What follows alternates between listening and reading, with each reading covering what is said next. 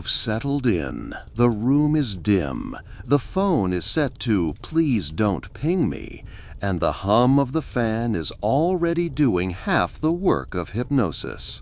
Good, because tonight we're tiptoeing past the castle guards, through the echoing nave of a candle-lit chapel, and right up to the pew where a perfectly ordinary string of wooden prayer beads hangs from an even more ordinary friar's belt. Only, surprise, those beads aren't just for counting Hail Marys. They're the medieval equivalent of an encrypted flash drive. Welcome to the wonderfully paranoid world of covert couriers, hollow beads, silk threads, and tiny scrolls soaked in vinegar. By the end of this first stretch, you'll understand why the rosary could be the most dangerous object in Europe, assuming you knew how to crack it open without snapping it in half and blowing your cover before Vespers. Let's set the scene. Europe in the 13th century is basically an over-caffeinated rumor mill wearing chainmail. Kings are marrying off misses like political poker chips. Bishops are spying on barons who are spying on merchants, who are bribing knights, who are passing notes to mercenaries who can't read a word but definitely know which wax seal not to break. There is no Twitter, but there are troubadours who compose catchy ballads about which lord is sleeping with which lady, and those songs spread faster than the plague, sometimes literally. Into this tangled lattice of ambition step the professionals, the envoys, the pilgrims, the mendicant monks, and yes, the spies. They need ways to move intel across borders patrolled by men who think the height of counterintelligence is rummaging through your saddlebag while muttering about suspicious parchments. Enter the prayer bead. Small, portable, socially invisible, and, most importantly, considered too holy to inspect rudely. If a guard dumps out your pouch, fine. If he flips through your psalter, annoying but survivable. But if he snaps your rosary, congratulations, he just blasphemed in public, and you now have every reason to accuse him of impiety in front of the nearest abbot. That superstitious immunity is catnip to anyone moving coded orders from, say, Florence to Avignon. Something the size of a chickpea becomes a diplomatic pouch the Inquisition itself might hesitate to crack. But let's back up. How exactly do you hide words in wood? Start with Woodworking 101 at the monastic workshop. A standard Ave bead, the sort you repeat 53 times per rosary, was usually turned from boxwood, walnut, or olive, drilled through, polished, and strung on linen. A skilled artisan with a razor-sharp awl could widen the bore by a hair, leaving an internal cavity just big enough for 3 miraculous ingredients: a scrap of parchment shaved thinner than onion skin, iron gall ink so dark it makes modern Sharpies look anemic, and wax the color of yesterday's candle stub. Scribe your message in letters cramped tighter than a medieval rent contract, roll it around a horsehair, paint it with molten wax, and voila, a self-healing microscroll. Push it into the bead, restring the rosary, stain the twine with walnut dye, and only God and maybe a nosy woodworm could tell anything happened. But hold on, you ask while stifling a yawn. Wouldn't someone notice a bead that mysteriously rattles? Excellent point, curious insomniac. The answer is silk thread. Once the scroll is waxed, it's slick enough to stay put, especially if the cavity is tapered so tightly it grips like a toddler on a sweet roll. The next line of defense is plausible squeakiness. These are organic materials, friends. Wood pops with humidity. Strings creak. If a bead murmurs when you thumb it, you blame the weather and keep moving. Of course, nothing stays secret once somebody gets inquisitive with a mallet, so you need layers. That's where the code comes in. Medieval ciphers weren't all Da Vinci glow-stick theatrics. Most were substitution tables or biblical verse offsets. Your scroll might read Psalm 119, verse 105, fourth word. The recipient looks it up. Word lamp, feet, path. Then maps a prearranged P. Lamp equals troop movement at dawn. Feet equals the western gate. Path equals the supply ditch. Boom! Logistics intel delivered under the halo of Scripture. If the wrong monk fishes out the parchment, all he sees is a pious reference, shrugs, and files it away under Miscellanea Devout. Now let's meet one of these bead-packing couriers, Brother Matteo of Burgos, a Franciscan with sandaled feet, a chronic cough, and a side hustle delivering letters for Queen Eleanor of Castile. Matteo's superpower isn't stealth, it's credibility. He begs for alms, sleeps in common dormitories, and recites liturgy in flawless Latin. Nobody suspects the coughing friar. That is, until a Castilian border warden named Rodrigo notices Matteo's rosary looks fancier than poverty permits. Boxwood, polished like royal furniture, silver paternoster bead, shaped like a skull. Memento mori, sighs Matteo. Rodrigo is superstitious, yes, but he's also jealous. He snaps the rosary, and nothing, because Matteo's trick isn't a hollow bead. It's dye-coated knots in the linen cord itself, each color corresponding to a town on the Camino of Pilgrimage. Red for Logroño, blue for Nájera, green for Santo Domingo. The sequence spells out a route for a secret envoy. The courier doesn't carry text at all. He is the text, praying the route aloud at Louds and Compline. When Rodrigo confiscates the beads and tosses them in a chest, the intel is still safe inside Matteo's devotions, humming along his lips like a Gregorian earworm. That knot trick was catnip to Dominican spies during the Albigensian Crusade. Papal legates needed a way to move lists of suspected heretics through hostile Languedoc without burning half the countryside in the process. Though, spoiler, they burned it anyway. Enter the Rosary Code. 5 sets of 10 Ave knots, each dyed either plain flax or walnut brown. Brown knot equals name on the list. Plain knot, skip. A full decade might encode the family de Carcassus. And because inquisitors recited every bead daily, the pattern branded itself onto memory triple fast, letting couriers dump the physical cord in a river the moment a patrol whistled in the mist. Speaking of rivers, water was another layer of security. Imagine you're hauling a strand of beads with a hollowed cruciform terminal bead that hides a rolled parchment. Cool, except rivers happen. So you dip the scroll in vinegar first, let it dry, then write the message in gall ink. Vinegar sets a faint acidic ghost, so if the scroll dissolves or blurs underwater, your ink remains legible enough once it dries by a campfire. Medieval hacks, less glamour, more pickling. But not every spy was a monk. Merchants in the Hanseatic League loved prayer bead dead drops because shipping manifests in the Baltic got inspected more often than sailors visited brothels, which is saying something. Hamburg to Riga, 900 nautical miles, 4 customs posts, 3 bribe-happy dukes.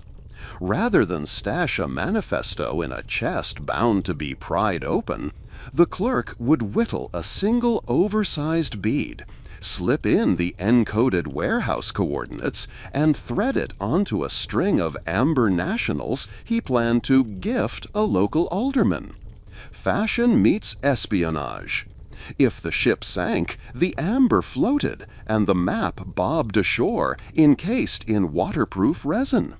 Eco-friendly spycraft, medieval edition. Let's pause and answer the burning question. Why not simply memorize the intel like a good secret agent and ditch the props? Because the Middle Ages loved redundancy. Pilgrims got sick. Merchants drowned. Knights defected. A spare scroll in a bead was an insurance policy when the human hard drive corrupted from plague or wine. Plus, memory fails under torture. Wood, not so much, unless the torturer brings fire, in which case everyone's secrets smoke together and nobody's talking. Now, who actually made these gadget beads? Not your average rosary peddler. We're talking guild-trained turners in places like Nuremberg, Venice, or Bruges. Cities humming with enough cash and craft secrecy to fund little side projects. They'd work after hours, planing micro-grooves, then stain and varnish to conceal tool marks. Payment? A purse of florins slid under the door at matins, or if the patron was a prince, lifelong exemption from bridge tolls, a medieval tax cut, always irresistible. These artisans invented features that would make Q from James Bond raise an eyebrow. One design used twin beads glued end to end. Twist them counterclockwise, they unthread like a puzzle box, revealing a wax-sealed note inside a bronze sleeve engraved with a saint's prayer. Camouflage meets structural support. Another featured a sliding sleeve of ivory that, when pushed, revealed a ring set with a cabochon. Twist the gem, out popped a microvial of ink for emergency code redrafting. Yes, the Renaissance was basically Etsy for spies. Of course, gizmos are only half the story. You still need a reason to carry the beads. And that brings us to our next hero, Lady Marguerite de Foix, handmaid to Queen Isabeau of Bavaria. Officially, Marguerite's job is to supervise lace collars. Unofficially, she forwards love letters between the Dauphin and whichever Burgundian duchess he's currently infatuating. Marguerite wears a girdle rosary with beads big enough to bruise an ankle. Inside the pendant cross, a parchment listing who's loyal to the Armagnacs and who secretly backs the Burgundians. At court receptions, Marguerite lets the cross dangle just so. Allies know to kiss it lightly in greeting. The pressure pops a hidden latch, releasing the sliver of parchment small enough to slide under a fingernail. If a guard asks why everyone's smooching her jewelry, well, it's France. People kiss everything. Sound implausible? French chronicler Enguerrand de Montrelet writes of a court scandal in 1417 where a lady's rosary was confiscated and found stuffed with lettres fortes secrètes, very secret letters. Granted, medieval chroniclers never met a rumor they couldn't exaggerate, but the episode spooked enough nobles that sumptuary edicts briefly limited rosary bead diameter to a walnut in the shell. Nice try. Spies just switched to walnut shells, drilling them and filling the cavities with beeswax that melted at body temperature to reveal a note after a nervous horse ride. Innovation never sleeps. Let's talk detection. Did authorities ever crack these bead games? Occasionally, yes. Venetian customs officers developed the float test. Drop suspect beads in warm salt water. Solid boxwood sinks slow. Hollow beads suck water, bubble, and spin like dying beetles. If a bead rotated oddly, congratulations, it earned a whack with the inspection mallet. Counter move: glue a sliver of lead under the wax scroll so the bead balances and sinks like normal. Your rosary now includes ballast. Maritime espionage chic. Another threat was the fire poke. Suspicious clerics heated a needle red hot and jabbed it into a bead. If resin or wax smoked, time to confiscate and dissect. Spies countered with scrolls powdered in charcoal so the bead smelled burnt either way, masking the giveaway scent of melting beeswax. Medieval spycraft was basically an arms race of smells and buoyancy. All this begs a final delicious irony: the rosary as a badge of piety becoming a cloak for deceit. Did anyone feel guilty? Maybe. But remember, in an era when the church itself ran espionage rings, looking at you, Avignon papacy, tying sanctity to honesty was wishful thinking. One chronicler even quips that God's beads speak Latin by day and Greek by night, a jab at diplomats who swapped papal and Byzantine secrets faster than they swapped vestments. Before your eyelids surrender to gravity, let's zoom out. Tonight, you've learned that 1. The smallest bead can hold a kingdom's worth of blackmail. 2. Monks were the OG crypto brokers. 3. Customs officials pioneered destructive testing centuries before TSA. And 4. Next time you see a vintage rosary at an antique market, maybe shake it gently. You might hear whispering parchment. The next morning's dawn spills across the cobblestones like watered-down honey, and half of Europe is already awake, haggling, praying, or quietly plotting treason over trenchers of stale bread. If you tilt an ear toward the market stalls, you'll hear the clink of coins, the scrape of whetstones, and beneath that, the soft, rhythmic click-click of rosary beads sliding through practiced fingers. Some are entirely innocent. Others are ticking time bombs of politics, waiting to detonate in the right pair of hands. Take the bustling port of Bruges in 1478. Picture a quay packed with wool bales and barrels of herring, gulls screaming overhead like gossiping washerwomen. A Venetian galley docks, her hull barnacled, her captain irritable, her cargo manifests thick enough to bench press. Among the passengers shuffles a slender friar in brown robes, Brother Giacomo. He carries nothing but a battered satchel, a pilgrim's staff, and a rosary so plain it's almost invisible against the wool. The harbor bailiff barely glances at him. Monks are as common as mud. Yet 24 hours after the galley anchors, half the city's Lombard bankers readjust their ledgers because Giacomo's innocuous beads just delivered a warning. The Medici banks in Florence plan to freeze Bruges' credit line within a fortnight. The message travels from bead to merchant table faster than wine empties from a flagon. And nobody, not even the Duke's tax inspectors, suspects the pious little friar. By Vespers, Giacomo is gone, sailing for London, where another set of beads and another set of ears await. How exactly did he pull it off? Let's dissect the gadget.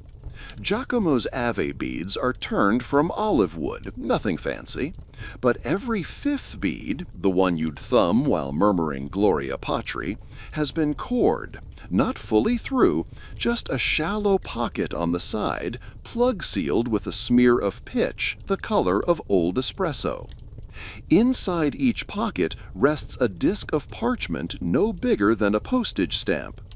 Each disc contains a single line of cipher written in minuscule chancery hand, an innocuous proverb. Forte radex dulcis est. A strong root is sweet. Sounds like something a monk might quote after a sermon on virtue, right? But here's the trick. Each Latin line is a homophonic key. Take the first letters of every word, feed them into a mixed alphabet tableau pre-agreed by Venetian agents, and you conjure a burst of raw intel, banking figures, shipping quotas, troop movements. A proverb becomes a spreadsheet when decoded by the initiated. And because customs officials rarely pry at a side plug that looks like a natural knot, Giacomo's rosary walks past every checkpoint with the ease of a stray cat. But espionage is never one-way traffic.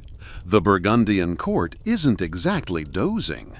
Charles the Bold's successor, Mary of Burgundy, employs her own cipher hunters, a ragtag combo of Dominican confessors, German goldsmiths, and one frighteningly clever Flemish nun named Sister Hildegard.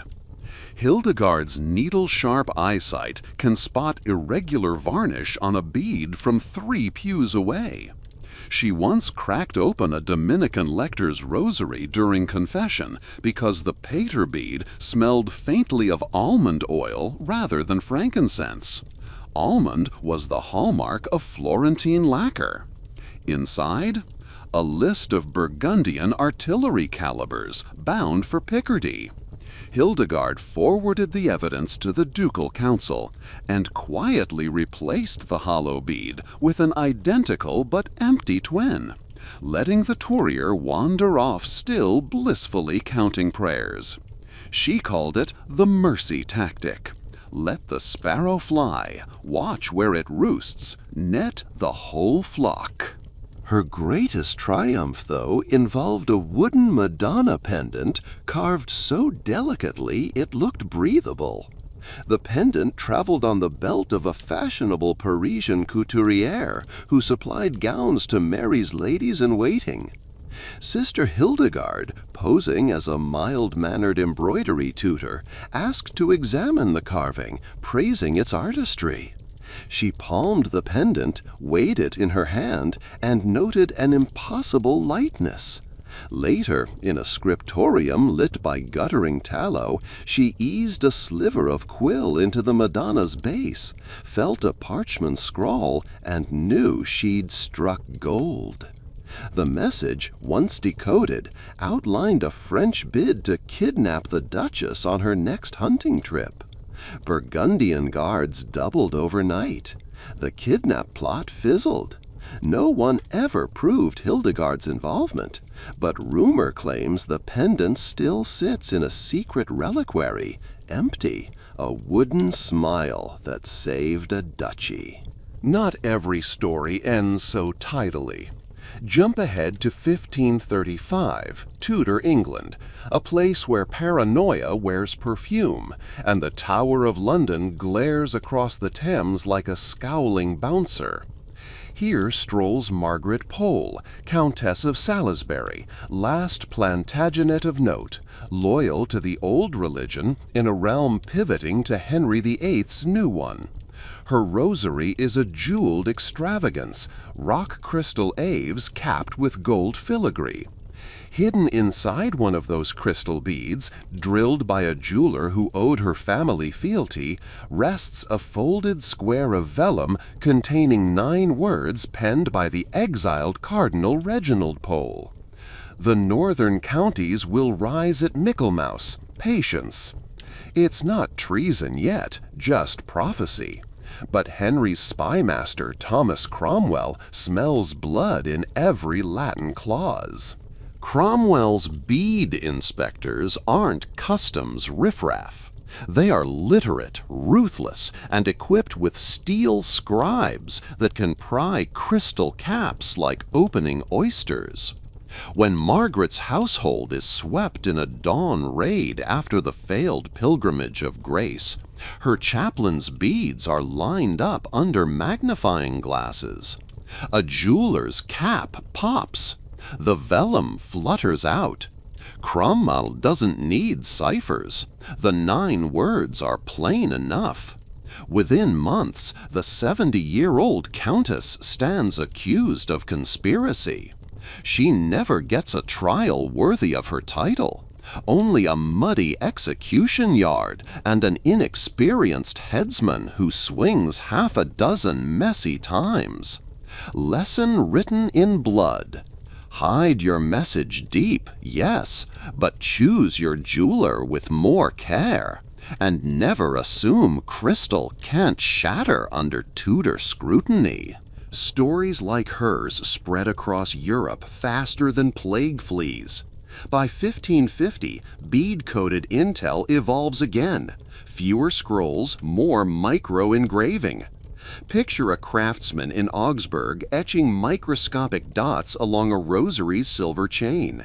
Each dot corresponds to the Polybius square, the ancestor of Morse. 2 dots, a space, 3 dots. Letters invisibly chasing one another along the loop. To any onlooker, the chain is simply worn, dented, maybe blessed a few too many times with holy water. But angle it beneath a lens ground from Venetian glass, and the dots resolve into messages. Papal nuncio arrives Friday, delay customs. Harquebuses hidden in salt sacks at Bremen docks. No parchment, no holes, nothing to rattle or float, just metal freckles on metal skin. Even if seized, the chain must be polished under magnification to spill its secret. And how many sheriffs owned that sort of glass? But the prize for audacity goes to the Spanish Netherlands, 1581. Protestant rebels hunted by Duke of Parma's tercios devise a bead code that weaponizes penance itself. Calvinist couriers string 21 beads. Instead of the standard 5 decades, they mirror the Geneva Catechism's Q&A structure. Every question answered by a squeeze of a specific bead sequence. Thick, thin, thick for God is sovereign. Thin, thin, thick for idolatry condemned, and so on. The beads look Catholic enough to fool Spanish soldiers, but feel different in Protestant fingers. You're literally praying heresy in Morse. If captured, you can plead ignorance. You bought the rosary off a peddler, senor. You had no idea some beads were oddly slimmer. Unfortunately, one courier forgot to hide the cheat sheet tucked in his boot.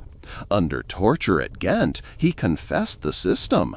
The Duke's men executed him, then strung counterfeit sequences into captured beads, turned double agents loose, and traced rebel supply lines straight to Antwerp's walls. Espionage is a mirror. Every trick spawns its inverse. And that brings us inevitably to Mary Stuart, Queen of Scots, prisoner and political dynamite wrapped in velvet. Everyone knows about the coded letters hidden in beer barrel bungs that doomed her. Fewer know she also tried the rosary ploy.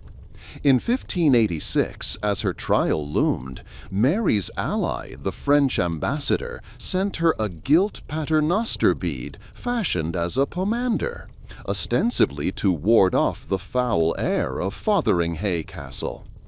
Inside the scented compartment nestled a wafer-thin gold sheet etched with a substitution cipher grid.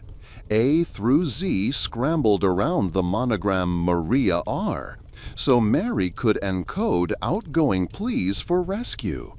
It was genius. Officials were unlikely to pry open a saintly pomander whose perfume masked any metallic scent of tampering. But Walsingham, Elizabeth's spymaster, employed a locksmith's son named Phillips, an expert in cracking seals, folding letters, and, sadly for Mary, unscrewing pomanders.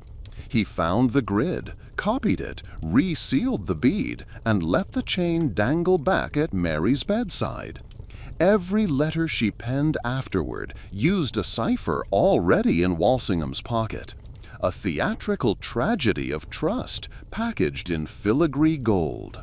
When the axe fell at Fotheringhay, it echoed through a hollow bead long since emptied of hope. You might think, after so many spectacular busts, that Europe's clandestine crowd would retire the rosary gimmick. Think again. 17th century Jesuits dispatch missionaries to Qing, China, lugging beads carved from exotic lignum vitae. Hidden beneath one cap, star charts mapping the eclipse cycle, crucial for impressing astronomer Emperor Kangxi. In return, the Jesuits smuggle Confucian commentaries home, micro-written in vermilion ink on scrolls coiled inside the crucifix.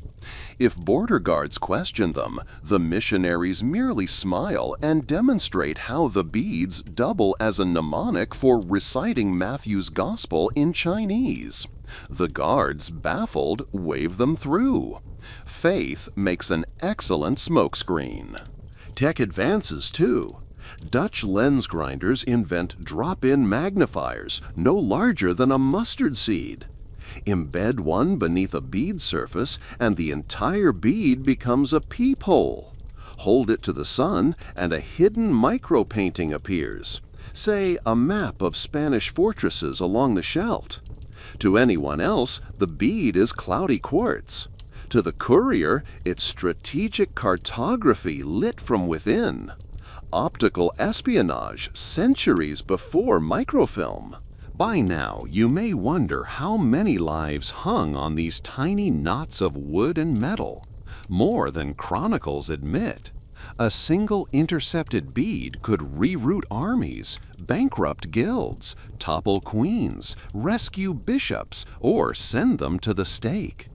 Yet for every triumph etched in the annals, a dozen slipped through the net and vanished into private diaries, unglamorous but no less decisive. The Battle of Pavia? Some historians whisper that King Francis I's disastrous cavalry charge stemmed from a misread cipher tucked in a chaplain's beads, inverting left flank with right. Verification is impossible. The chaplain died, trampled under French hooves, his rosary pulverized into splinters. And what of the craftsmen behind the curtains? They left almost no signatures. One rare exception is a marginal doodle in a Nuremberg Turner's Guild ledger, 1502. A bead sliced in cross-section, revealing a tiny scroll, and the caption, Werk Gottes, Werk des Königs. God's work, King's work. Dual loyalty captured in ink. Service to the divine and to the highest bidder. Most artisans preferred anonymity. Secrecy was survival.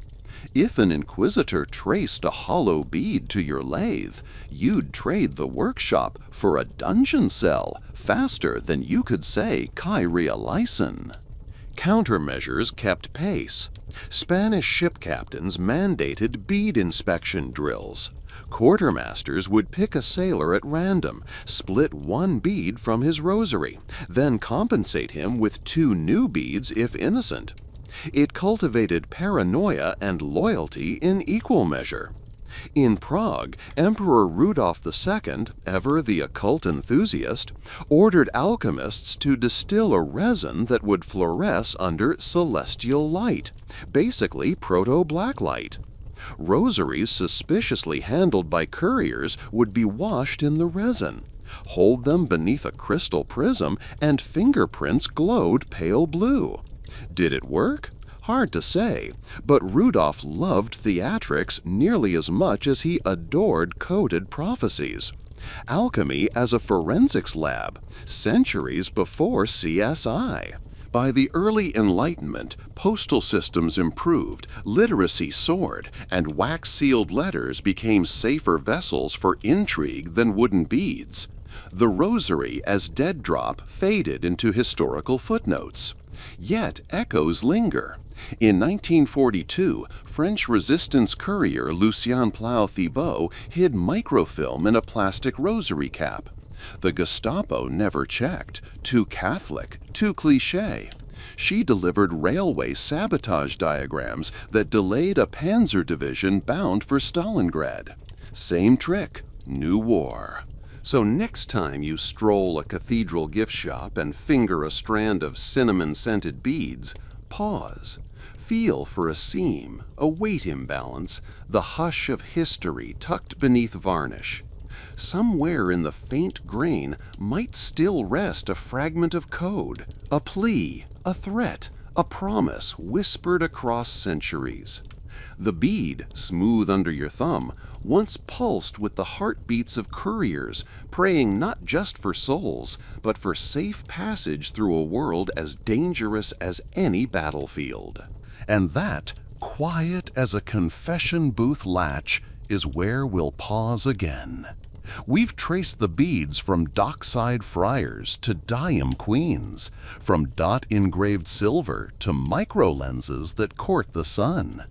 Yet the story's rosary string is far from spent. Ahead lie Venetian codebreakers using musical notation, Ottoman eunuchs swapping amber prayer counters, and an audacious plot to smuggle papal decrees inside candied coriander seeds strung between paternosters. If you're ready to keep pacing this cloister of secrets, just whisper "continue," and the next bead will roll into place. Picture yourself drifting down a Venetian canal on a humid spring evening in 1594, the water tinted copper by lantern reflections and the air thick with boatmen's gossip. Somewhere behind the brocade-curtained balcony of a minor palace, a glassmaker named Aurelio bends over a workbench that smells of molten sand, sweat, and madrigals hummed under his breath. He isn't blowing goblets tonight. He's scoring hairline grooves into a strand of jet-black rosary beads while a freckled lutenist plucks scales beside him, each note matching the depth of Aurelio's cut. To the uninitiated, it looks like a craftsman relaxing with music. To the initiated, it's a symphony in spycraft. Every C-sharp groove equals a ciphered G, every F natural a Q. By dawn, the beads will hold a full diplomatic report, an entire sonata of secrets that can be read only by someone who strums the same melody on a lute and watches how the strings' shadows fall across the grooves. The beauty? Customs officials can crack open every bead and find nothing but polished wood. The song itself is the key, the void between notches, the ink. Slip east now, across the gnarled Alps, to a Frankfurt book fair where Protestant printers hawk pamphlets like salted almonds. A lanky Calvinist named Jost pretends he's browsing indulgence parodies, but he's really counting quavers. 1, 2, pause, 3. When a boothkeeper strums a lute fragment that matches those counts, Jost knows the Venetian beads have arrived. He buys them, pockets them, later plucks the tune in a rented garret until the groove's shadows spell out Spanish silver convoys delayed 6 weeks, press creditors. Days later, Amsterdam merchants short Spanish bills of exchange and pocket fortunes. Investors toast Lutheran hymns, while the Catholic couriers who carried the beads never realized they were a stock market telegram. Music as invisible parchment, a gambit only Venice, the city where gondoliers whistle gossip in perfect thirds, could have perfected. But the Ottomans, never fond of being upstaged, devised their own harmonic sabotage, minus lutes plus eunuchs. Inside Topkapi's labyrinth of tiled corridors, the harem's black-robed guardians finger prayer beads carved from warm amber, so fragrant it masks any hint of tampering. Each bead has a tiny silver pin driven through its heart, just short enough not to break the surface.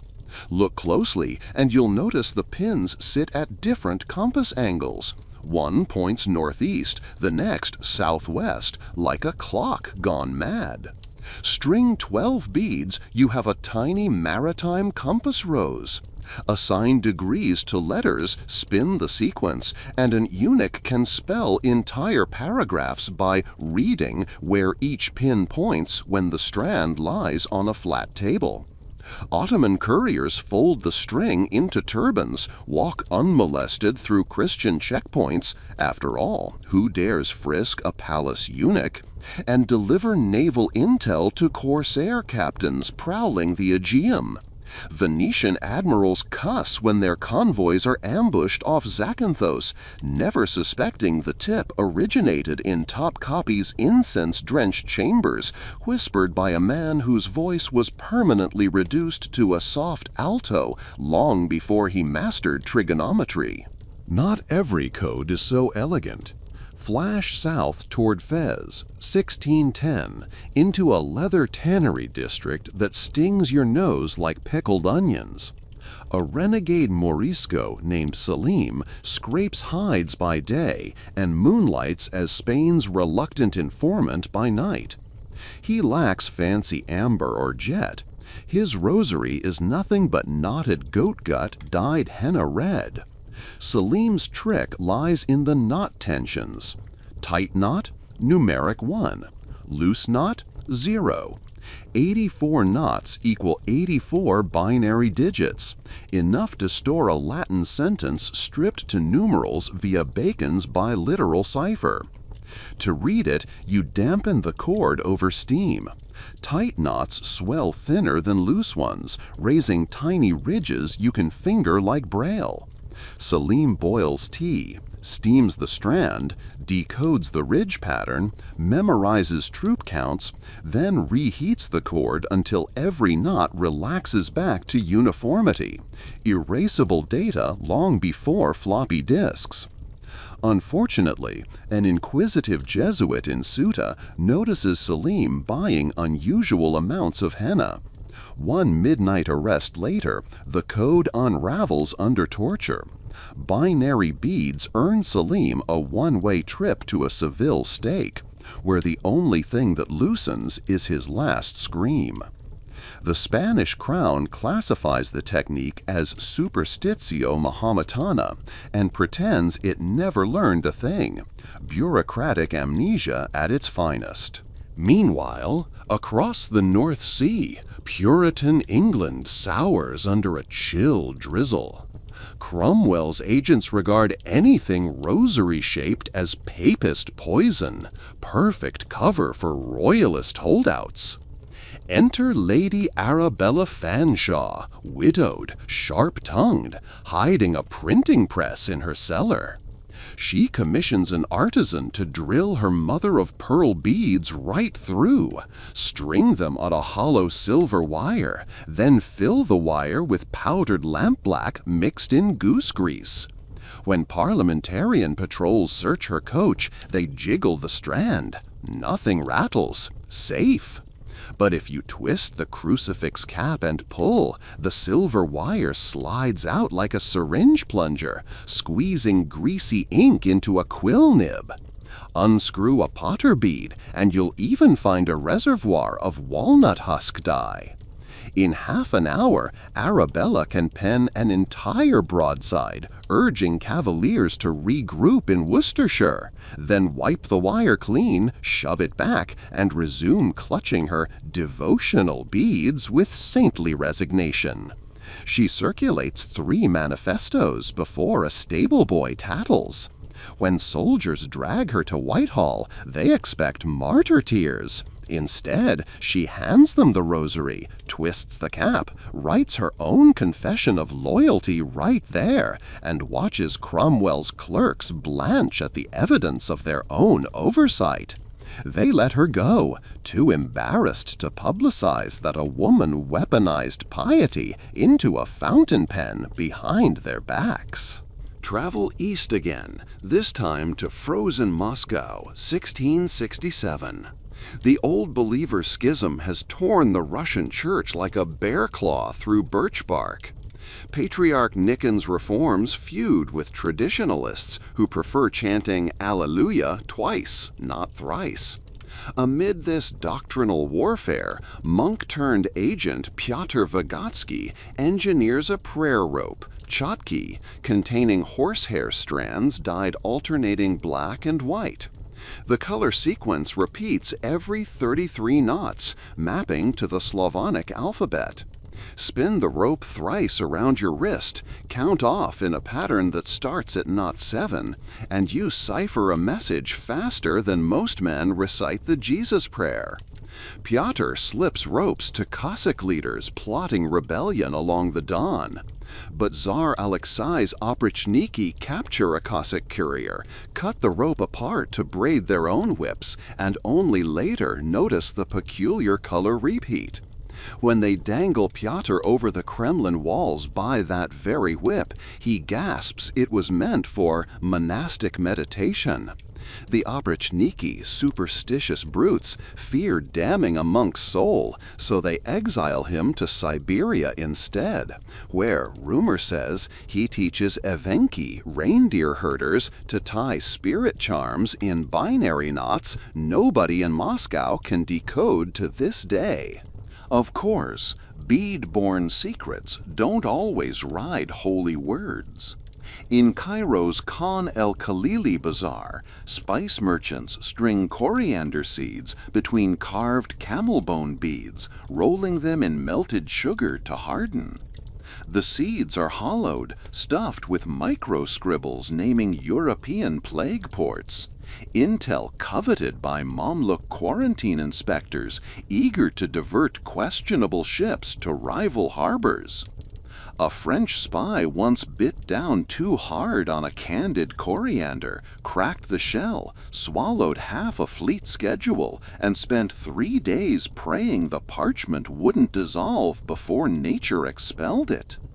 That peril birthed a new protocol. Always coat microsprolls in fish bladder glue, waterproof, stomach-proof, confession-proof. Smuggling gone gastrointestinal. Zoom out, bird's eye to the Silk Road. Caravanserai courtyards flicker with yak dung fires, and Sogdian traders juggle religions the way acrobats juggle knives. They invent hybrid beads, half Buddhist mala, half Christian rosary. One segment of 27 sandalwood grains, another of 10 olive pips imported from Antioch. Hidden purpose? Each olive pip drilled off-center so wax pools more on one side than the other. Roll the bead on a tilted slate, and its wobble angle encodes digits. Ancient analog wobble code. A Nestorian monk named Gabriel times the wobbles with a water clock, translates cargo manifests, and dispatches price-fixing orders back to Edessa. By the time a Tang Dynasty tax collector realizes the caravan declared half its real silk bolts, Gabriel is long gone. His mixed religion beads, now a relic in some oasis chapel, no inspector dares desecrate. Back in Western Europe, 1704, Isaac Newton sits in his mint office, gnawing roasted chestnuts and worrying about French counterfeiters. Parliament tasks him with protecting coinage secrets. He turns to a Dominican friar chemist who proposes impregnating prayer beads with invisible ink that fluoresces under spirit of niter fumes. Mint designs are miniature painted onto rice paper discs, then laminated between 2 halves of a walnut shell bead glued with gum arabic. If smugglers get caught, they can crush a bead, drop it in a brandy flask, and drink the evidence. Newton approves the plan, but the first courier miscalculates. Cheap brandy can't dissolve gum arabic. Customs men in Calais nab him, find floating disc scraps, send them to Louis XIV's engravers, who cheerfully crank out knockoff guineas that plague English markets for a decade. Newton curses, launches a counter-operation involving pocket watch cases stuffed with abortive calculus notes. Another story, another night. By now you see the pattern. Innovation, countermeasure, innovation again. It's less chess than whack-a-mole with psalms. Yet amidst all this, there emerges a gentleman, well, an alleged gentleman, named Etienne Lescot, born Lyon 1731, polyglot, pickpocket, and amateur theologian. Lescot claims he can store an entire 600-word homily on the beveled edges of just 4 rosewood beads, using a spiral microscript technique learned from Ottoman calligraphers. He hawks the service across courts from Dresden to Turin, engraving seditious sermons for whoever pays. Inevitably, a bead cracks under careless hands. Austrian police magnify the script, find not a sermon, but the full drafts of Emperor Joseph II's next edict, months before the emperor himself signs it. Lescot becomes the most wanted man in the Holy Roman Empire. He escapes by the absurd measure of joining a Dominican novitiate in Lisbon, shaving his head and vowing silence. Literally the safest vocation for a man whose words could topple governments. Legend says his vow forbade even writing, so his final years, ironically, produced no beads at all. Cross the Atlantic. 1810. The Spanish colonies of South America simmer with revolt. A mestiza courier known only as La Llorona de los Dedales, the thimble wailer, threads rosaries from local huayruro seeds, bright red with a black dot. She files tiny flat spots on selected seeds. The pattern of red spot orientation becomes a topographical map of royalist outposts along the Andes. Patriots decode it by laying the beads on a cowhide stretched tight. Whichever flattened flank faces up marks a fort's latitude when compared against the hide's pre-drawn grid. Spanish dragoons capture a trove of these rosaries, think the flat spots are insect damage, toss them in a chapel donation box. Priests hand them back to peasants. Rebels recover them. Battles swing. Somewhere between Quito and Sucre, a captain thanks the Virgin for those holy beads, never realizing the Virgin's geometry just won him a valley. Fast forward another century. In 1915, during the Great War's Balkan Front, Serbian nurses distribute cheap wooden rosaries to wounded Austro-Hungarian prisoners. The beads are coated in thick shellac that reeks of pine tar, perfect cover for micro holes drilled and refilled with sap. Inside each, a snippet of field hospital inventory and a count of able-bodied prisoners. Serbian intelligence hopes Red Cross inspectors will carry the beads behind enemy lines, spread disinformation about Serbia's dwindling supplies, and lure Central Power offensives into overextension. Unfortunately, trench lice chew through the shellac, clog the holes, die, and leave suspicious black specks that an Austrian medic tabs as patient zero of lice-borne code. He burns the rosaries, cuts off supply misdirection, and Serbia's southern flank pays dearly. Even prayer beads have an immune system, bugs and all. Let's pivot to technology's brink. 1947, Vatican City. The early Cold War squirms like an eel. Monsignor Esposito, archivist with a taste for cognac, collaborates with IBM engineers visiting Rome under the guise of punch card evangelism. They embed a ferromagnetic strip inside a strand's cord, a primitive magnetic tape. Slide a magnetized stylus along the cord while reciting Ave Marias, and a tinny Morse playback whispers through an ear tube soldered to a hearing aid.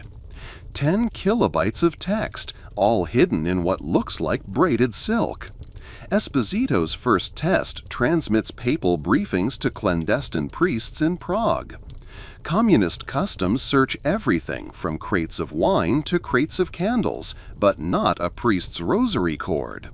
Prague hears the Vatican's voice until 1953, when an agent forgets to demagnetize after replay, boards a tram, and a random schoolboy's science fair horseshoe magnet plays the secret out loud. Police arrest half the clergy that night. Technology giveth, forgetfulness taketh severe. We could keep beating the timeline. Laser-etched nanospheres in the 1980s. DNA-coded prayer bracelets smuggled out of Tiananmen. QR-coded komboloi sold in modern Athens protests.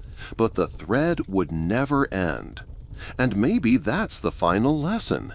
Every bead, no matter how small, offers a hollow for hope or havoc. Humanity cannot resist stuffing messages into the mundane, baptizing espionage with ritual, baptizing ritual with espionage, counting sins and secrets on the same string. So the next time your fingers wander across a rosary, komboloi, mala, or fidget bracelet on a stranger's wrist, remember, it might clack with more than devotion. Could be a stock tip, a battle plan, a love letter to revolution wrapped inside cedar, amber, plastic, silicon. You'll never know unless you break it, and maybe damn yourself, or master the tune, the compass pins, the wobble, the knots, the magnetized hum. History suggests most of us will just keep walking, ears full of gull cries, hearts full of our own worries, never noticing how many worlds pivot on a single bead's secret heartbeat. If your eyes are still open and you want to tread deeper into Jesuit ciphers dipped in opium lacquer, into the Japanese Kirishatan Maria candles, into World War II partisans who braided Morse into paracord chaplets, just say the word continue, and we'll thumb the next bead on this endless strand together. Shift your focus eastward to the smoldering incense streets of Macau in 1623, where merchants, missionaries, and mercenaries cram together like mismatched prayer cards in the same worn missal. A Portuguese Jesuit called Father Baltasar de Guire strolls the Rua dos Hervanarios, rosary dangling from his belt, fingers greasy with the almond milk pastry he's halfway to finishing. The beads look ordinary, rosewood paternosters polished by a generation of thumbs, yet they radiate a faint medicinal odor that hawkers mistake for camphor. In truth, each grain is soaked in opium-based lacquer. The lacquer isn't there to drug anyone, it's a chemical developer. When de Guire later rubs the strand with a strip of mulberry bark impregnated with saltpeter, minute tannin traces bloom into sepia letters along every bead's circumference, like secret stigmata blooming from wood. The text, coordinates for Ming gunpowder depots and the sailing schedule of a Dutch East India Company carrack. Read fast. After 2 hours, the lacquer darkens beyond legibility, and 12 hours later it flakes into dust. Disposable intel, centuries before single-use passwords. Now hop across the South China Sea to the archipelago of Kyushu, 1646, where Christianity survives only in desperate whispers after Tokugawa edicts drive it underground. Hidden Kirishitan pray not with rosaries, but with Maria candles, stubby beeswax cylinders capped by what appear to be decorative wooden wicks.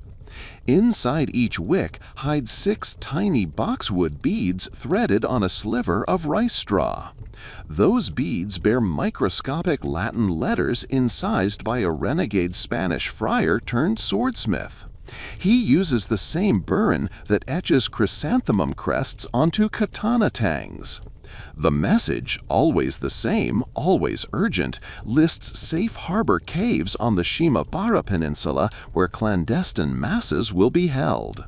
When a Kirishitan family lights the candle for evening incense to avoid suspicion, wax melts just enough to loosen the straw.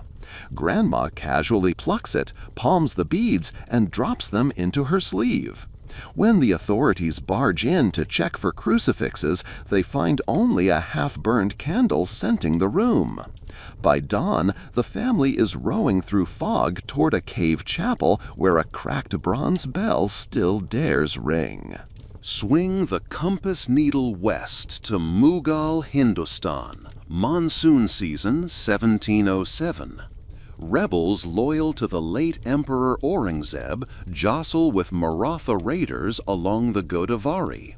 A Deccani jewel cutter named Yusuf Khan offers his services to whichever side pays more, but secretly feeds intelligence to the Persian Safavids. His carrier? A string of tulsi wood japa mala beads commonly twirled by Hindu sadhus. Yusuf hollows alternate beads, stuffs each with powdered sapphire dust mixed with ground clove, then seals them with beeswax. On casual inspection, the beads look flecked with random blue streaks caused by flawed grain. But dissolve one bead in hot ghee and the sapphire particles sink, forming a constellation pattern in the bowl. Place parchment beneath a glass bowl, the constellation star points align with gridded letters, revealing cavalry numbers and planned crossings. A Maratha accountant discovers the trick only after rats gnaw through a stash of confiscated beads, leaving bright blue droppings that spell out treachery on the marble floor. Flash forward to the Haitian Revolution, 1793. Voodoo priestess Cecile Fatiman organizes rituals that mingle Catholic saints with Loa spirits under banyan shade. Her congregants wear brightly painted palm nut beads strung between cow-bone crucifixes, ostensibly to keep count of Ave Marias.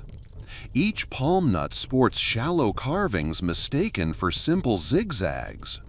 But if you align the strand so the afternoon sun strikes at a 15-degree angle, the shadows merge into a crude topographic map of sugar plantations and their armories. Revolutionary Commander Toussaint Louverture supposedly planned 3 simultaneous raids using nothing but these shadow maps. French officers confiscated hundreds of beads, but lacking Caribbean sun and exact angle, they saw only decorative scratches. Proof that sometimes the cipher is in the climate itself. Leap to the dusty red canyons of New Mexico Territory, 1847, during the Taos Uprising. Padre Antonio José Martinez, a priest caught between Mexican loyalists and encroaching U.S. forces, invents a bilingual code to funnel messages past both sides. His rosary is simple pinyon wood, but each bead has a tiny burnt dot made by a heated awl. One dot at the equator equals the Spanish alphabet. A dot near the hole signifies English. Sequence of Spanish dots yields one sentence. Overlay the English dot pattern, you get another entirely. So when Padre Martinez hands Colonel Sterling Price a strand and mutters, "For your protection in these heathen lands," Price pockets it gratefully, unaware that the Spanish layer instructs locals to sabotage American supply wagons at the next river ford. The double vision design fools everyone, until a bilingual Navajo scout fingers the beads under moonlight and realizes he's holding linguistic dynamite. Spin the globe to Krakow, 1863. The failed January uprising against Russian rule smolders like a campfire that refuses to die. Polish insurgent Dr. Helena Moshinska sterilizes her surgical sutures inside hollow amber beads threaded on a rosary. Each bead hides 2 inches of silkworm gut soaked in carbolic acid, life-saving smuggle for partisans starving of antiseptics. Carriage searches ignore pious relics, allowing Helena to ferry enough sterile thread to stitch 300 wounds in forest hideouts. Then someone wonders why her rosaries smell like a chemist's shop. Cossack officers smash a bead, acid splashes, burns a sergeant's mustache clean off. Helena's arrested, but in a glorious twist, the acid-etched mustache scar becomes local legend, inspiring satirical woodcuts of char-licked soldiers. The humor fuels morale longer than the sutures would have. Defiance begets victory of spirit, if not territory. Across the Mediterranean, Sudan's Mahadist War rages.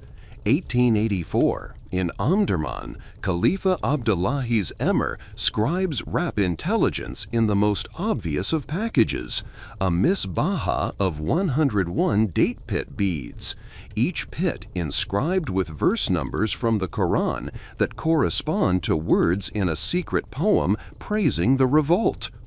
British officers seize the strand, assume the pits merely enumerate zikr recitations, and hand it to a Muslim translator. He dutifully recites the verses, finds nothing amiss, and the beads journey onward to a guerrilla camp, where the poem reveals hidden ammunition caches. Colonial hubris, the kind that fails to ask why date pits would be shipped 500 miles from any date palm, proves the best camouflage. Slide into the trenches of World War I's Argonne Forest, autumn 1918. A French signaller nicknamed Lumiere sifts through mud, collecting spent German shell casings. He hammers them into crude beads, drills channels, and packs each with phosphorescent radium paint scraped from artillery dials. The beads glow faintly green, morale tokens for soldiers convinced saints watch over no man's land. Yet the pattern of glowing versus non-glowing beads along a strand forms Morse, dash for bright, dot for dark. At night, Lumiere drags the rosary across his trench parapet like a garland. Allied observers on a hilltop read the twinkling Morse and adjust artillery fire.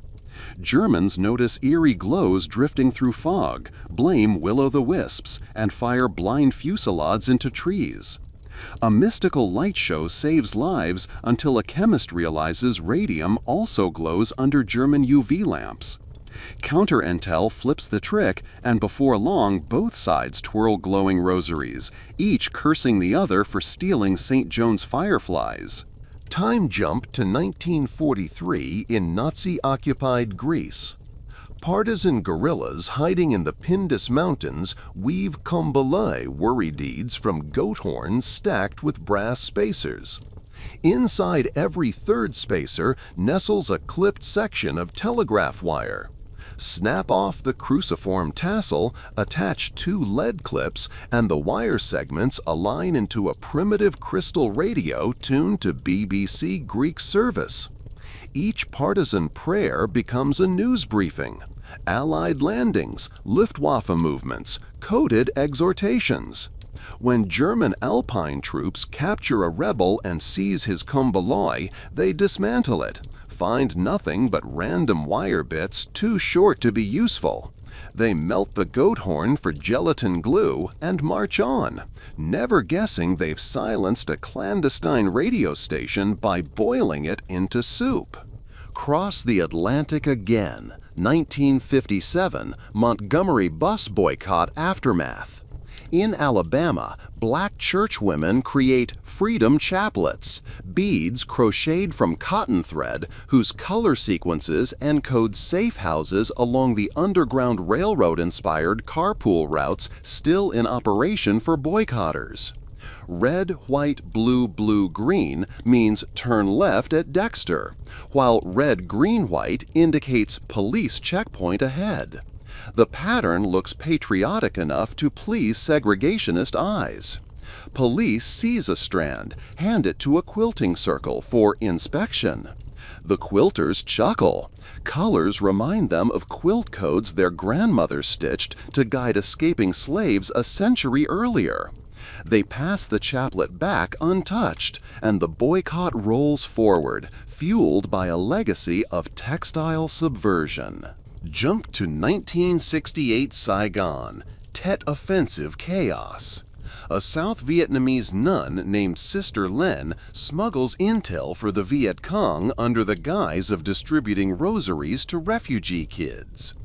Her beads are molded from compressed rice powder mixed with carbonized bamboo, edible if boiled. Each bead tastes bland except the 5th decade's Our Father bead, which contains chili powder and crushed aspirin. Decode rule. Spicy bead at position equals artillery caliber. Analgesic bitterness equals distance in kilometers. Children snack on rosaries en route to guerrilla camps. Memorize burn level on their tongues, then repeat coordinates. Even if caught, they have nothing left, literally ate the evidence. CIA advisors eventually notice kids with suspiciously red lips, but by then the front has shifted. Proof digested into history's intestines. East Berlin, 1983. Stasi engineers develop polycarbonate prayer discs for Lutheran youth groups. The discs click like rosary rings. Each click advances an internal mylar strip etched with magnet patterns recording names of dissident poets. Stasi plan: distribute discs, later scan them at checkpoints to catch contacts. But a Protestant hacker priest flips the script. He magnetizes new overprints.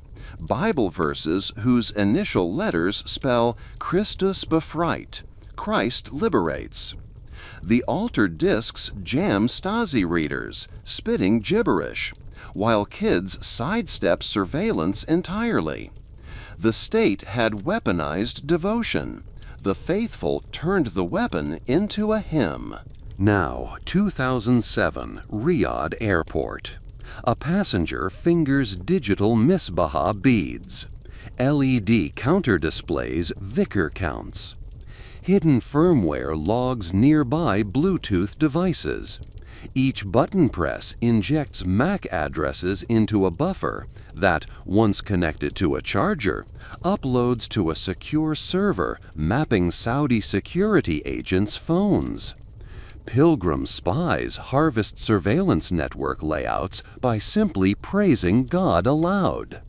Customs officials scan for explosives, not embedded transceivers in prayer gadgets sold at duty-free stalls. Faith meets Silicon Valley, and heaven goes wireless. And because modernity never stops, 2021, encrypted message activists in Hong Kong weave rainbow-colored friendship bracelet rosaries using conductive thread and NFC tags the size of sesame seeds. Tap the bracelet to a subway turnstile and a phone link bursts open, live police scanner feeds and protest route overlays. Authorities ban the bracelets as subversive accessories, but tourists keep wearing rainbow loom bands, flooding checkpoints with decoys. Signal buried in saturation, the oldest trick rendered in silicone bands you'd expect on a 10-year-old's wrist. Through 4 continents, 3 oceans, and 5 centuries, one principle stays carved deeper than any Ave Maria. Whatever humans cherish, faith, fashion, fidgeting, spies will co-opt. Beads might soothe anxious fingers, count prayers, or simply clack rhythmically on train platforms. But to the cunning, they are blank scrolls eager to be inscribed. Break one open, and maybe you'll find powder, wire, knot, or a map scribbled in sunlight. Or maybe you'll find nothing but piety, because the best disguise for a secret is sometimes no secret at all. Pause. Breathe. Feel the phantom weight of a strand curling around your own palm. If you want to venture further, into DNA-encoded chaplets smuggled through customs as wellness beads, into Cold War Latin America, where nuns hid Polaroids of Desaparecidos inside hollow crucifixes, into the 3D printed Comboschini coated with refugee GPS routes. Just whisper, "Continue," and we'll slide to the next bead of this interminable, irresistible chain. Moonlight slicks across the canals of 16th century Venice, silvering every ripple the way fresh ink pools on vellum. A gondola glides beneath the Bridge of Sighs, its lone passenger, dressed as a spice broker, palms an ebony rosary whose beads shimmer like oil spills. These aren't ebony at all. They're compressed layers of lampblack and shellac alternated 40 times, as thin as cicada wings. Each layer bears a line of mirror-written cipher, scratch-engraved with a diamond stylus. To read one bead, you must dissolve it in hot wine, catch the floating layers on glass, stack them in order, and view them through a polished steel mirror. Only then does the labyrinth of backward curves resolve into a map of Ottoman naval patrols, sketched so small a single galleass spans the width of a fingernail. The broker's real cargo isn't pepper or cloves, but 14 such beads. If he is searched, he pours them into the lagoon, one swirl of dark confetti, secrets swallowed by brackish tide. Up the Adriatic coast that same year, Ragusan merchants perfect a quieter trick. They carve rosary beads from dried figs, soak them in seawater to harden, then varnish them with cedar resin until they click convincingly. Inside each fig kernel hides a fleck of lead sheet etched with a simple substitution code and then folded 12 times. Customs agents occasionally bite a bead to confirm it's wood. Finding it slightly sweet, they assume the merchant chews cloves and wave him onward. Only a Ragusan agent knows to soak the bead in goat milk. Enzymes swell the fig back to softness, freeing the lead shard for careful unfolding. The letters record which Balkan passes remain clear of Habsburg patrols. One strand updates an entire convoy route. Edible logistics. Southward across the Mediterranean, 1587, Tunis. Andalusian Moriscos, fleeing the Inquisition, land in Hafsid lands, carrying rosaries made of olive pits strung on flax. Each pit is heat-cracked, the fissures filled with glassy resin. Hold the bead to candlelight and tilt it. Embedded flecks of mica spell out Arabic script by scintillation, twinkling one letter at a time. Children think the sparking beads contain gin lights.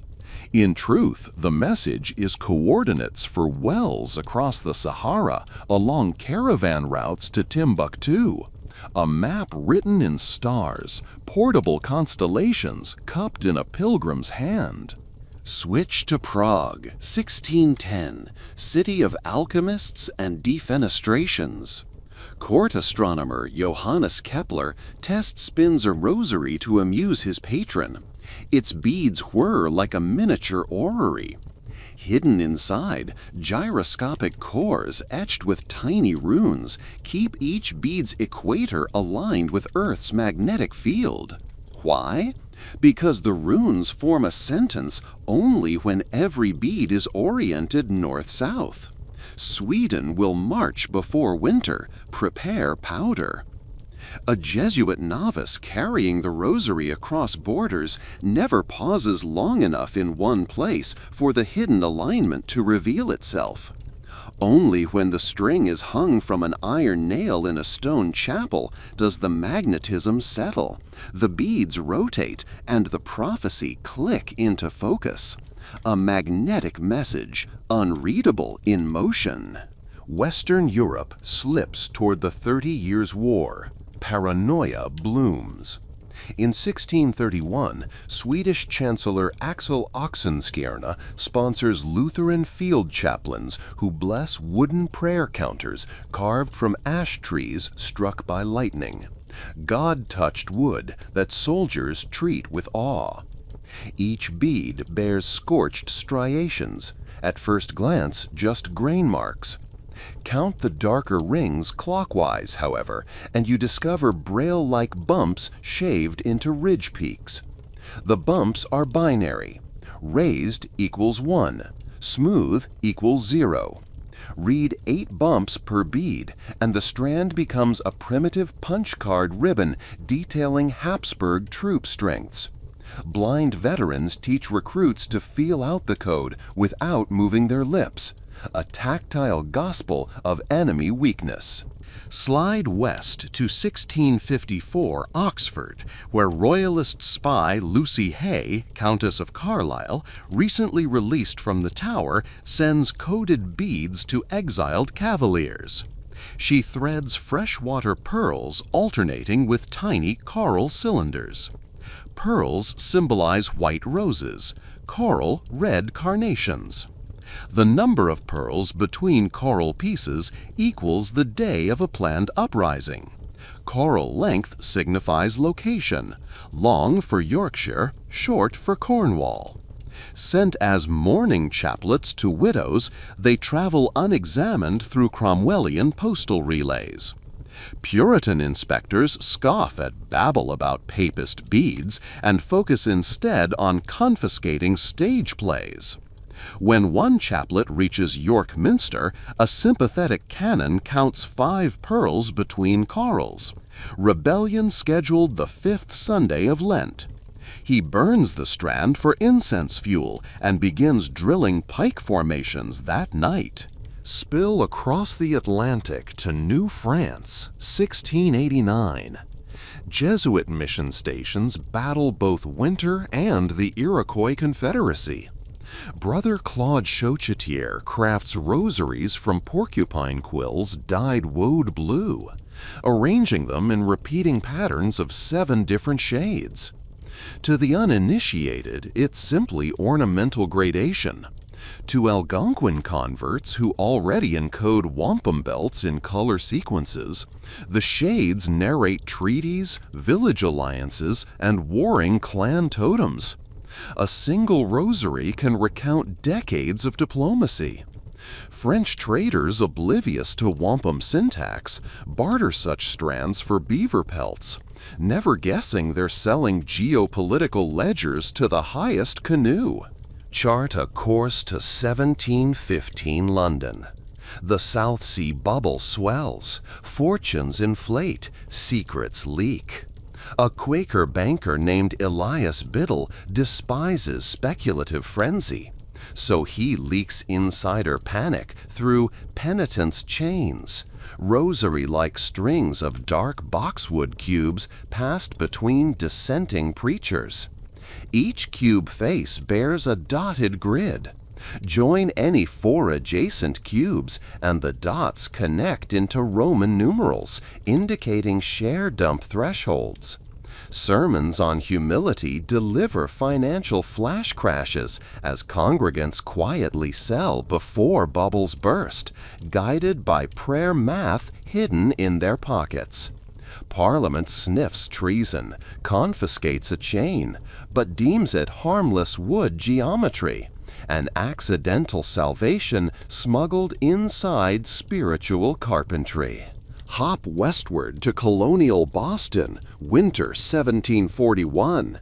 Puritan printer Henry Dunster has secretly embraced Baptist doctrine and prints banned tracts. He hides microtext in rose-petal-pressed beads carried by itinerant midwives. Each bead contains 1 complete psalm engraved on silver foil thinner than onion skin, rolled tight, lacquer sealed. Dissolve the bead in warm lard, strain through linen, and unroll salvation. Midwives, trusted with female privacy, slip the foil between recipe pages or even sew it into baptism gowns. The message multiplies. Persecution prints propagate, infant by infant, bead by bead. Across the Caribbean, 1762, Havana. During Britain's brief capture of the city, Spanish engineer Luis de Arriaga devises hollow bone beads sealed by beeswax plugs. Inside, minuscule compass needles balancing on rice paper gimbals. Align the strand under the tropic sun at noon. Each bone's hidden needle pricks through softened wax, aligning like quill spines in hedgehog defense to spell out latitude degrees. Men memorize the arrangement, then bite off the tips, swallowing both compass and evidence. Should the British search them, they'll find only tooth-scored beads and vague claims of devotional zeal. Revolutionary Paris, 1792. Sans-culottes storm convents, hunting royalist spies. Nun Charlotte de la Croix trades her ivory rosary for a strand of humble bread dough beads stained with beet juice. Into every bead she kneads crushed charcoaled bone containing quinine. Courier nuns deliver these to royalist hideouts stricken by marsh fevers. Authorities see only penitent poverty, bread beads for bread riots. Yet each Our Father ingested with soup reduces fever, revives counter-revolutionary officers, buys them strength to scrawl pleas for British aid. A baker's dozen Hail Marys become field hospital pharmacopoeia. Now jump to Sicily, 1860, on the eve of Garibaldi's landing. Bourbon police hunt conspirators wearing rosaries of volcanic basalt. Rebel chemist Vito Falcone infuses select beads with potassium chlorate crystals. Twist two specially marked beads together, and friction ignites a spark hot enough to light a length of slow match hidden inside a walking cane. Street corner sermons morph into fuse lighting sessions, and lamp-black prayer clusters become pocket lighters fueling bombs beneath Bourbon barracks. When officers cut a strand, they handle inert pebbles, because the striker beads were removed seconds before and tucked behind a saint's statue. The rosary doubles as ignition key and decoy. Pan north to Tsarist Russia, 1905. Exiled socialist Maria Spiridonova stitches chaplet gloves for textile workers. Wool mittens whose cuff fringe mimics the spacing of orthodox Chotki knots. Each colored knot equals one word in an illegal manifesto. Black for bread, red for freedom, white for peace. Women knit during factory breaks. Overseers note only piety. At shift's end, the mittens travel hand to hand, unraveling incrementally. Each worker pulling a loop memorizes the color sequence before tugging free. By the time Cossacks raid a tenement, they find balls of plain gray yarn, no colors, no proof. Manifesto dissolved into memory and warmth. World War II again, but switch theaters. Leningrad Siege, 1942.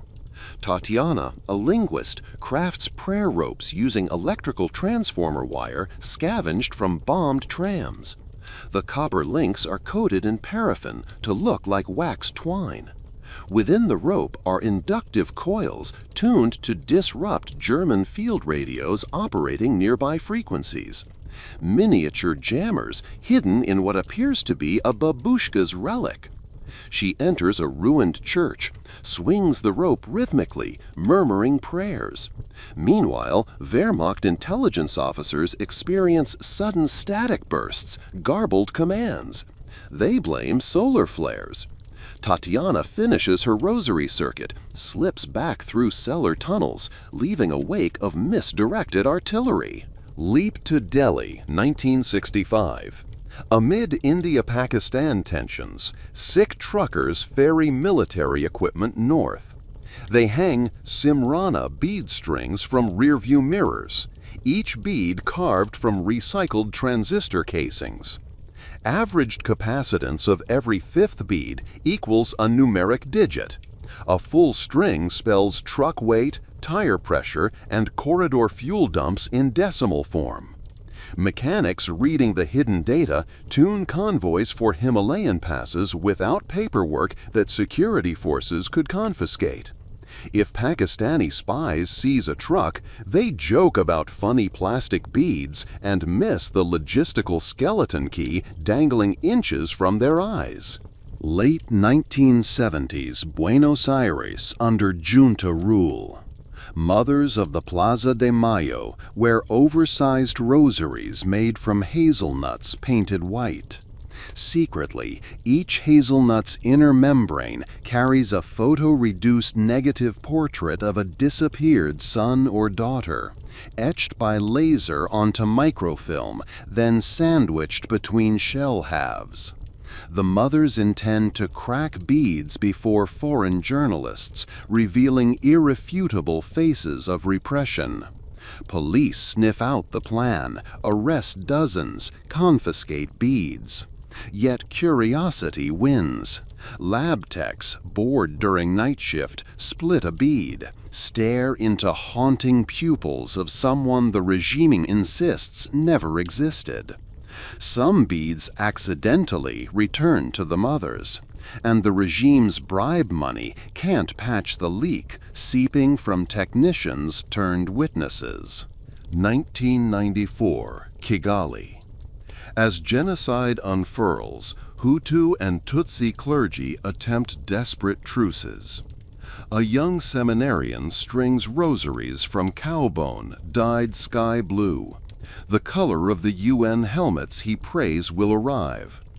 Each bead bears serration grooves equating to the Kigali street grid.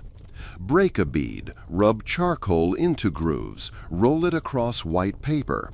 The charcoal highlights grooves, printing a map segment. Assemble the rubbings from all beads, and safe zones for refugees appear. The seminarian distributes 50 strands. 48 people survive, guided by bone maps. 2 beads never broken lie today in a museum case. Silent fossils of routes untaken. 2002, Kabul. NATO PSYOPs units hand out plastic Mizbaha embossed with peace slogans.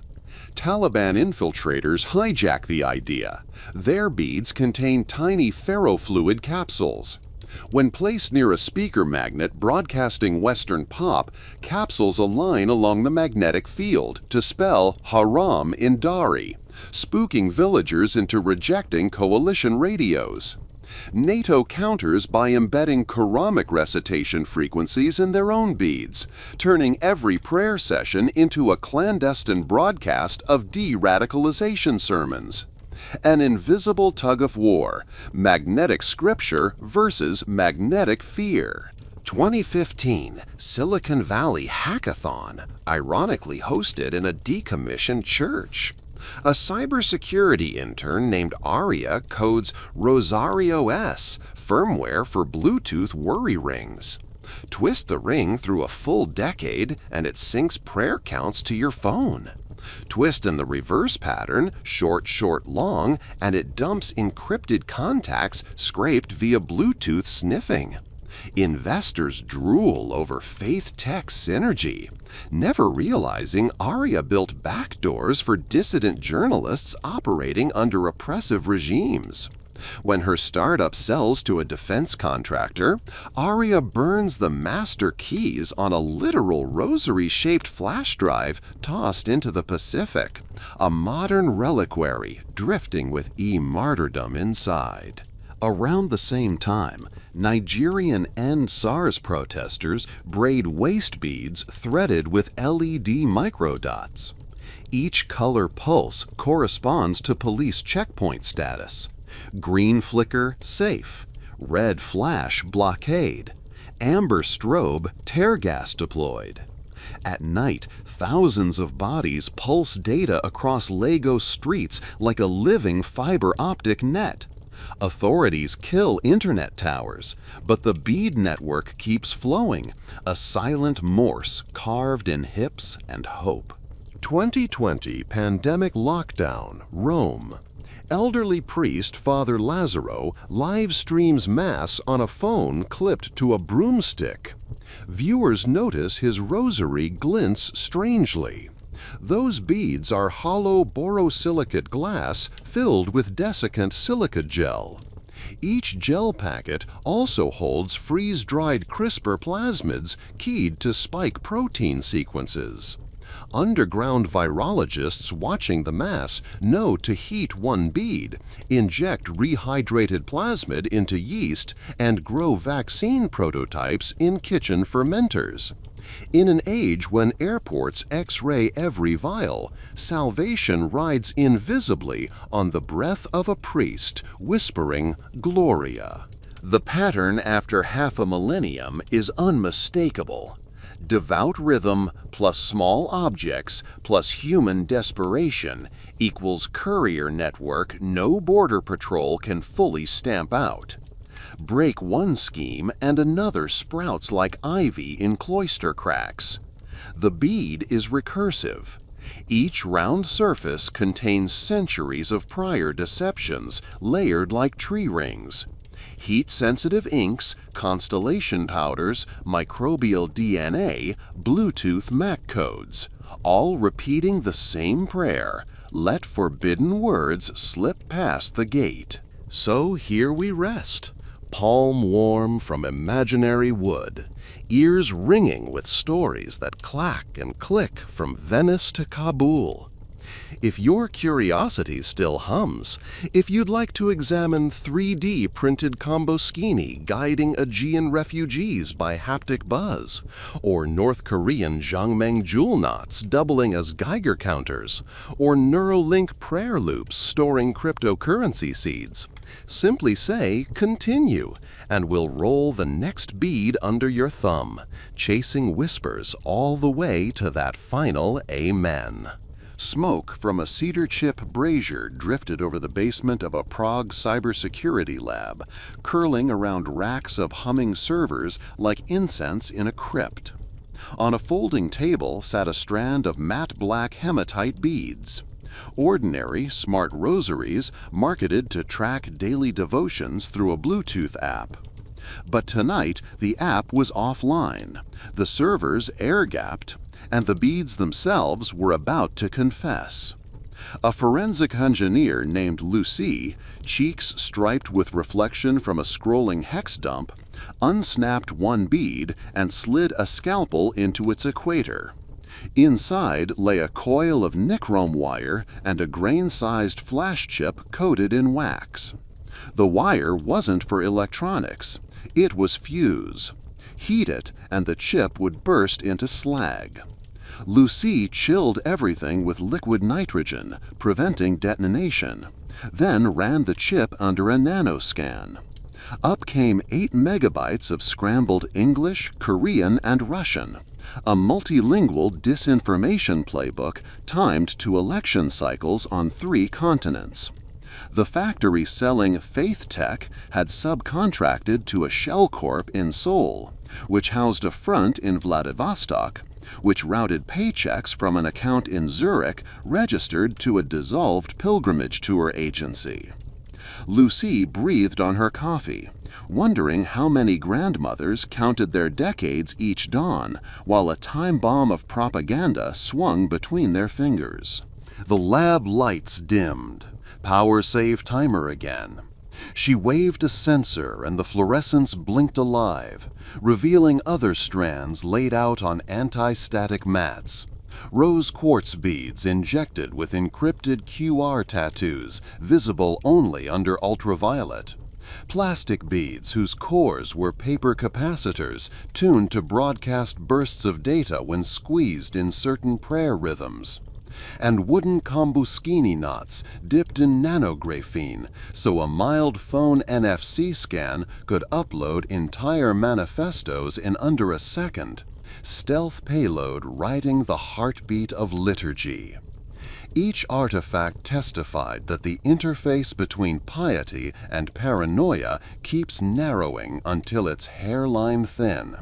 The moment muscle memory and espionage become indistinguishable. Slide east to Istanbul, 2021. A Syrian refugee waiter named Omar sweeps marble crumbs off cafe tables while an imam at the Blue Mosque gifts tourists olive wood worry beads blessed in Mecca. Tourists thank him with selfies, slinging the strands on wrist or backpack zipper. At dusk, as they pass through Ataturk airport scanners, the X-ray sees nothing abnormal. Yet inside each bead sloshes a beadlet of sodium acetate surrounding a rust fleck anointed with a whisper of palladium dust. Beyond 35,000 feet, cabin heaters raise ambient temperature enough for the sodium to crystallize, growing dendrites that scrape palladium, generating microcurrents recorded by the bead's minuscule thermoelectric sensor. The resulting waveform maps pressure changes during flight. Turbulence signature equals approximate flight path. Land the plane, dissolve the bead in vinegar, pop the SD grain into a phone, and you'll know the unannounced routes of UN aid sorties over Idlib, otherwise redacted for security. That knowledge can steer smugglers of insulin and baby formula through anti-air corridors no radar chart will ever show. The imam isn't a spy, just a retired materials chemist who believes children deserve vaccines more than bureaucrats deserve protocols. North Africa, 2022. In Tunisia's southern desert, Berber nomads weave sebha strands from camel-tail hair. After night prayer, they braid single-use plastic trash into the strands, drifting sheets from European exports. They melt the plastic gently with hot sand wind until it marries the hair, forming beads of smoky translucence. A French environmental NGO learns the braiding pattern, encodes GPS locations of illegal dumps left by foreign cargo firms. The spacing between translucent beads equals kilometers to the next site. The order of green-tinged versus clear pellets signals direction changes.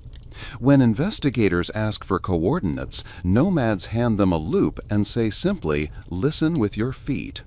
Walking the desert, counting swings of the sebha, following its embedded compass of plastic gilt, they find mounds of syringes and e-waste half buried beneath dunes. Cartography carved by those forced to live inside the mess. Back in Europe, a different mapping drama unfolds. The Catalan independence movement revives rosaris de llavors, seed rosaries stitched centuries ago by nuns who used rosary peas and Job's tears. Modern activists 3D print seed casings from biodegradable PLA that sprout Wi-Fi antennas when watered. They hide micro-LoRa radios inside, pre-programmed to wake after germination and mesh into a clandestine network across vineyard hills. A farmer strings the beads on a scarecrow. Autumn rains dissolve the PLA, and seedlings thrust from the soil, leaves glistening.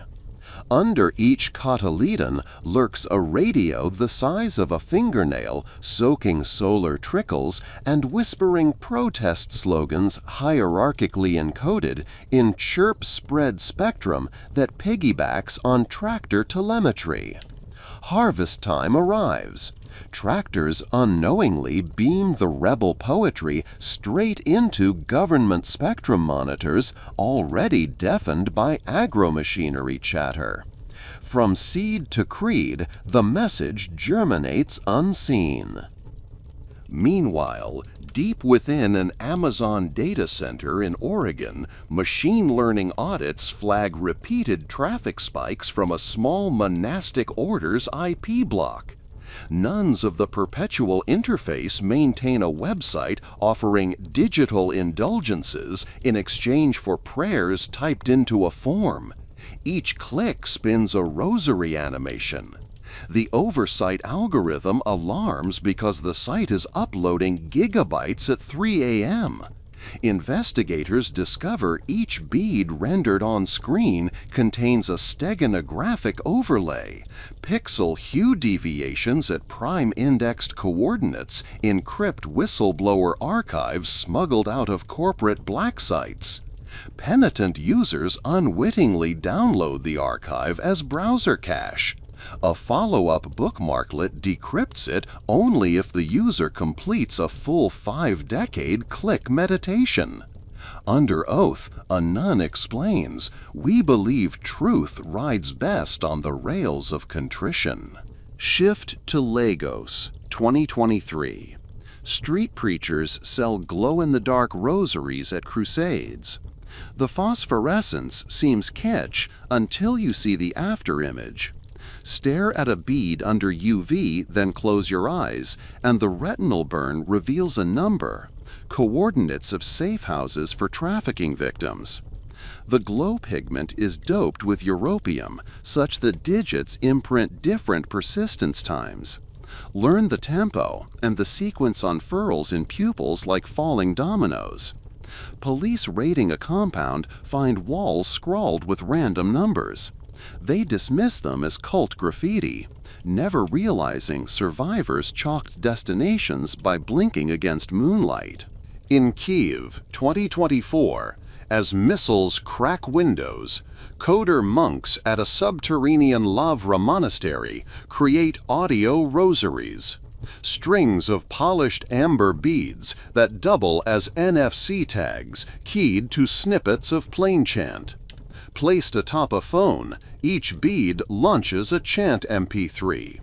Concatenate the chants in order, and the melody's intervals form Morse code. Dot equals minor third, dash equals perfect fifth.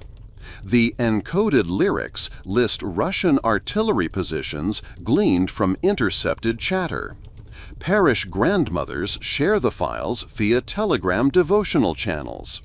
Kremlin social media censors block seditious hymns, never noticing the frequencies have already delivered the payload to every parish within artillery range. 1,000 miles away in Tehran's Grand Bazaar, 2025, women covertly protesting morality police buy tasbih, whose beads are lab-grown opals. Under white light they appear milky. Under IR they fluoresce fingerprints of banned Persian poems etched with femtosecond lasers. Point a cheap TV remote at the bead string and the gems ignite into rainbow letters quoting Forough Farrokhzad. Beside tear gas fog, these clandestine rainbows shimmer for seconds before eyes sting shut. But the verses linger, memorized in the flare. Closer to home for many viewers, New York, 2026. A startup ships mindfulness beads with haptic buzz motors teaching breathing patterns. Hacktivists reflash the firmware so buzz lengths become binary pulses readable by implanted cochlear devices of deafblind activists. The vibrations transmit protest schedules straight into bone conduction. Police hovers overhead trying to jam Bluetooth. The beads switch to ultrasound bursts that masquerade as bat chirps. When drones swing spotlights, protesters hold strands above heads.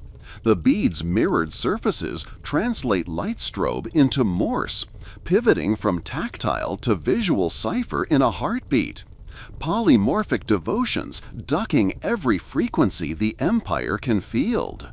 Somewhere between these crises, failures bloom, because smugglers bet their necks on the alchemy of faith cloaking facts. Archive 17B in Madrid chronicles wrecks. 1830 Manila, where Spanish friars discover bamboo beads hollowed into blow-dart tubes. One accidentally inhales talc-coated cyanide dust and dies mid-vespers, unraveling the whole network. 1912 Sarajevo. A courier's ivory rosary cracks in winter.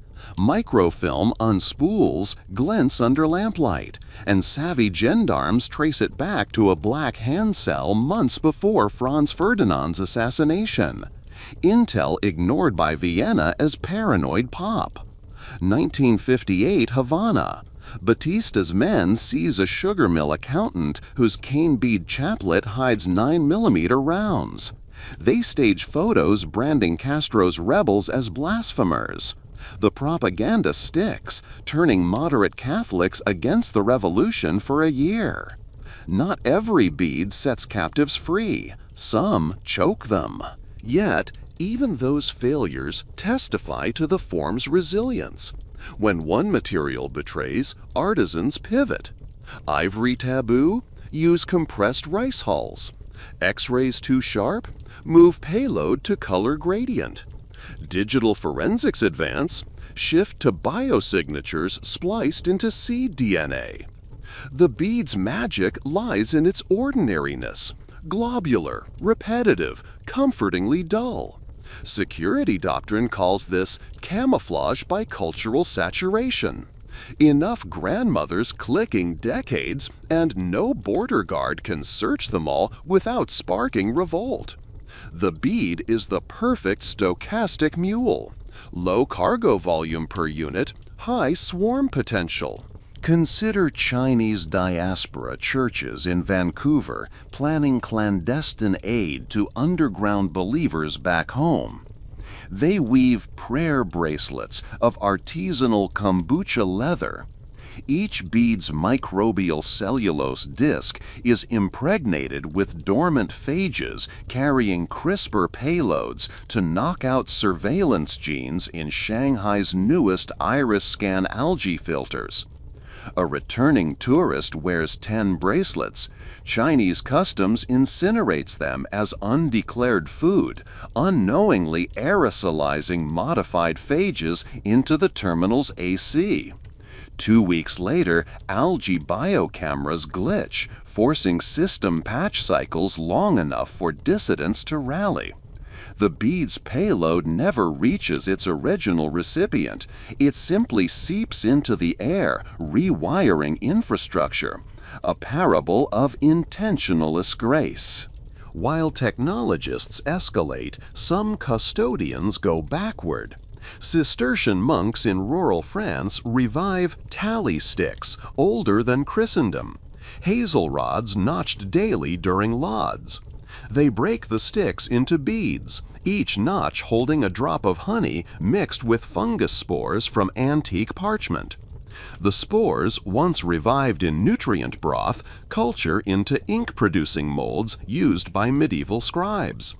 DNA analysis of that mold allows researchers to trace provenance of forged papal bulls floating on black markets, collapsing millionaire scams.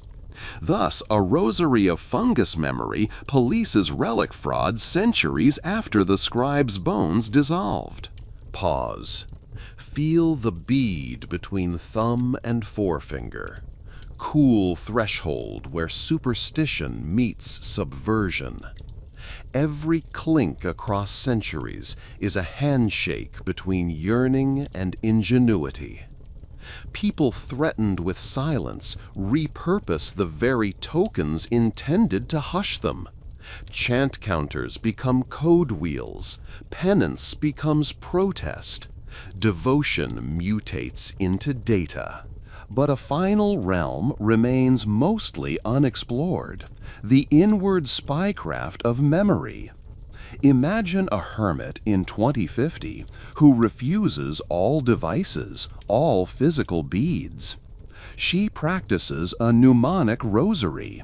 Each Hail Mary evokes a hyper-detailed memory palace room. As she prays, furniture rearranges into letter shapes, spelling classified info she once glimpsed on a contractor's terminal. No contraband passes customs, only her synapses shimmer. Under interrogation, she recites psalms. Only when alone does the palace reassemble, etching plans for whistleblower dumps across synaptic dust. Neuroscientists call this steganography of recall noetic contraband. It is the logical endpoint. The bead disappears, leaving the pattern inside the brain. The last sanctuary border guards cannot patrol without shredding personhood. Which brings us here, to you listening in dim light. Your own mind now holds shards of these techniques. You might never carve a fig bead or laser etch opal, but you've inhaled the blueprint. Secrets ride best on rhythms we repeat without thinking, breathing, blinking, muttering of after of, while the customs dog sniffs someone else's luggage. History proves that every time authority tightens fists, the faithful, or merely the desperate, will shave, bake, print, culture, or imagine the next strand. And yes, there is one more bead left unturned, an end cap rumored to contain the oldest trick of all, something about a shepherd boy sling stone and the code hidden in its spiral layers. But the strand's not done yet. If you're ready to feel that final click, tell me to continue, and we'll follow the rosary's thread to its last secret before letting the loop fall silent in your lap. Picture a windswept limestone escarpment over the Judean desert, air twanging with cicadas and the faint hiss of the Dead Sea evaporating miles below. Archaeologists kneel beside a collapsed shepherd's watch hut no bigger than a tool shed. They expected pottery. Instead, a grad student's trowel clinks on something smooth, ovoid, and perfectly polished. A sling stone, but not any field pebble. Its surface is lathed into a tight double helix groove that spirals from one pole to the other, like DNA carved into basalt. At the stone's equator, barely perceptible, dots are pecked between coils. The student snaps photos, tweets a cool ancient doodle, and moves on. 3 months later, a cryptographer in Tallinn scrolling Twitter at 3 a.m. spots the pattern, freezes, and begins mapping the dots onto base 64. He decodes 15 Hebrew consonants that transliterate to "remember the names." Nothing else. Yet among certain circles, signal hunters, archivists of suppressed chronicles, those words clang like a cathedral bell. They reference a lost sect that believed memory itself could resurrect martyrs. If you spoke a murdered dissident's name daily, his story stayed alive enough to haunt tyrants. The cryptographer contacts an Israeli epigrapher who scours Qumran scroll fragments for similar phrasing. She finds a marginal note: "Carve upon the stone of sling the covenant of lips." The implication detonates across academic listservs. David's smooth stones? Maybe not weapons, but mnemonic carriers, propaganda pellets flung at living Goliaths. If true, the first rosary wasn't beads on a string, but grooves on a stone, each spiral loop a decade in negative space. The whole thing small enough to pocket, hidden as a child's toy, yet capable of toppling giants when memory aligned with momentum. That theory, half myth, half peer-reviewed hypothesis, ricochets into modern spycraft circles hungry for pre-digital encryption. What if one could seed entire regions with innocuous sling stones, geocaches encoded with names, dates, coordinates, then train shepherd kids to fling them across checkpoints? Cheap, deniable, and blamable on rowdy teenagers. Within a year, carts of artisan worry stones begin appearing on Etsy, shipped worldwide. Hold them to a phone camera and AI apps detect micro dimples mapping forbidden Wikipedia entries. Customs confiscate some, but little Bedouin children keep finding more in wadis where tourists picnic. The desert itself becomes an index, dunes rearranging footnotes of defiance. Recall the promise I made. Every layer of this final bead would reveal the older trick beneath. So let's peel the strand back further, past slingstones, down to pulse itself. Imagine an Abbey infirmary in 1376 outside Bruges, midnight lit by rushlight. Sister Margot, herbalist, sits by a plague victim, fingers counting on a linen cord with 30 knots. Each knot times her inspection. Pulse for 6 breaths, then a knot. Measure fever by fingertip, another knot. Drip valerian tincture, knot 3. What she never states aloud. Knot positions record which herb stacks eased which symptoms. She will return to the dormitory, unweave, re-knot in new order, and plant the optimized sequence into the novices' daily rosaries. They think they're memorizing psalms. She's transmitting evolving medical protocol through tactile choreography.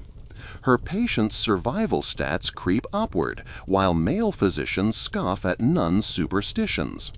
Centuries later, medical historians puzzle at sudden regional drops in mortality around Flemish convents. They never examine the prayer cords in reliquaries, still holding the data in silent loops. Fast forward to a PO camp in Java, 1943. Allied prisoners carve crucifixes from bamboo joints. The crossbar is drilled with 18 holes into which they insert rice beads painted with powdered quinine. Guards search for contraband medicine, not rosaries. At roll call, each captive depresses a bead into the mouth, swallows the life-saving powder, then whittles a new bead from his supper bowl and paints it again at night. Quinine distribution masquerades as devotion. Dozens evade malaria. The story surfaces when a survivor's grandson cracks open the heirloom crucifix for restoration. Inside lies a parchment scrap reading simply, "Keep counting." You start to see the pattern. Smuggling thrives where ritual numbs suspicion. Devotion is predictable, repetitive, exactly the cover clandestine work requires. The power of beads resides in boredom. No one interrogates monotony. So let's pan out and ask, why do beads persist when we've got micro SD cards that can hide a Library of Congress in eyelash glue? Because almost every border now scans for chips, batteries, rare earth magnets. But a bead of baked mud comes up as calcium blip. A bead of pressed tea? Organic, wave it through. Authorities escalate sensors. Artisans de-escalate materials until technology kisses dirt. That arms race asymptotes toward the elemental, and the elemental always wins, because you can't outlaw stone, bone, wood, breath. The humble rosary endures by perpetual demilitarization. Yet there's a deeper layer still, the semantics of rhythm. Neuroscientists at MIT's Media Lab recently published a study on the entrainment effect of repetitive prayer. Synchronizing motor actions to speech patterns heightens memory retention by 40%. Spies have seized on this. Teach an asset critical intel as a litany, each syllable mapped to a muscle twitch, and cortisol won't erase it even under stress. Recall our hermit of 2050.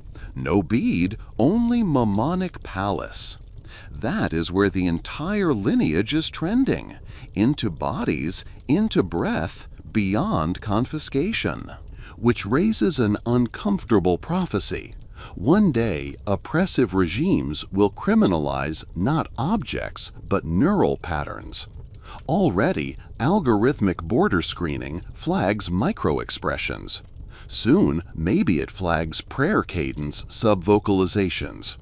When that day arrives, Clandestine networks must mutate from rosaries to randomness, burying cadence under improvisational jazz of thought. The bead will dissolve, leaving only creative chaos as camouflage.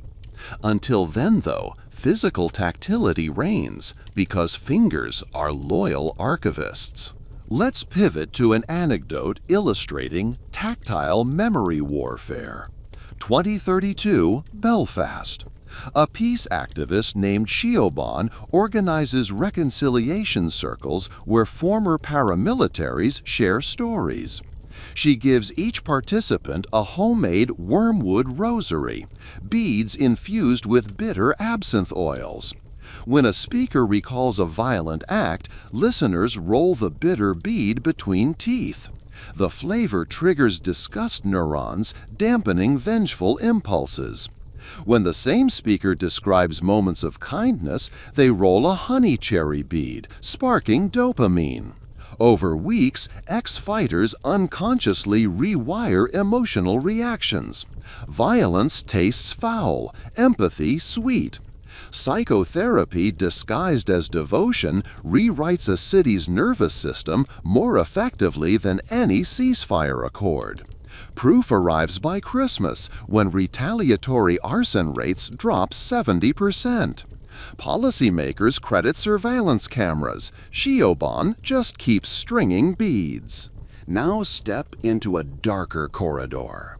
Beijing Detention Center, 2028. Authorities confiscate Muslim prayer beads at intake, fearing coded messages. But they miss the prisoners' beards.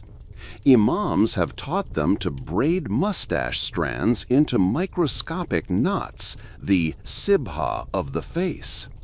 Each dawn ablution reties the knots, encoding surah numbers referencing legal cases of international human rights statutes. Visiting lawyers inspect detainees under the guise of trimming beards and glean which UN articles to cite in petitions. Eventually, guards shave everyone bald-faced. The inmates adapt, learning to constrict throat muscles while reciting dhikr, so clicks inside the vocal tract spell Morse that echoes down ductwork. When the warden pipes patriotic music to mask whispers, the prisoners tap toes in isometric beats. Another rosary, this time of souls on concrete. Think of it this way. The rosary is not an object but a concept, iterative contact points mapping information onto sequence. Any medium where sequence survives under scrutiny becomes potential rosary. Freckles, staircase steps, even sips of water.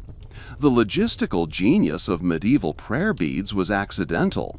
Monks needed a layperson-friendly way to tally 150 psalms. Spies recognized the scalability. It was the Middle Ages killer app. Open source, portable, low latency, zero config. By 1400, ecclesiastical authorities spotted subversion. The Council of Cologne issued an edict forbidding vain ornamentation upon the paternoster chain. Translation: stop hollowing beads. Merchants responded by selling beads pre-filled with holy water pellets, actually sealing wax plugs. The buyer could melt and replace. Regulation birthed modularity. Fast forward 6 centuries, and your smartwatch's swappable strap inherits that lineage. Accessory as variable payload. We can't finish without unmasking one legendary tale. The Jesuit Rosario Secreto of 1588, reputed to have altered the Spanish Armada's fate. According to Apocrypha, English recusant women strung black jet beads drilled lengthwise.